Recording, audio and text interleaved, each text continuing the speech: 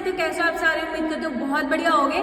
तो अभी आप देख रहे हो मैं हूँ गणेशपुर कोठी में, और जो कि अभी है इसकी पूरी मरम्मत हो चुकी है, बहुत ज़्यादा आलीशान बन चुकी है। तो अभी हमारा जो शादियों का सीज़न चल रहा है, तो अगर आप शादी के लिए बुक करना चाहते हैं, हल्दी फंक्शन, किसी भी फंक्शन के लिए अगर आप बुक करना चाहते हैं, तो जो मैंने नंबर दिया है यहाँ पे, आप यहाँ पे कॉल कीजिए। बहुत ही बढ़िया यहाँ पे बना हुआ है, एक आपकी ना शादी मस्त वाली हो जाएगी। कोई भी फंक्शन हो आपका बहुत अच्छा होने वाला है यहाँ पे। और अगर आपको ये बुक करना है तो जो मैंने नंबर दिया है आप उस पर कॉन्टेक्ट कीजिए।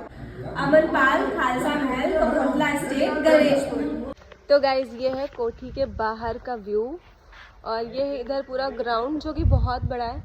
यहाँ पे भी एक बहुत सुंदर सा बना हुआ है, तो यहाँ पे जब सजावट होती है बहुत ज़्यादा अच्छा लगता है ये।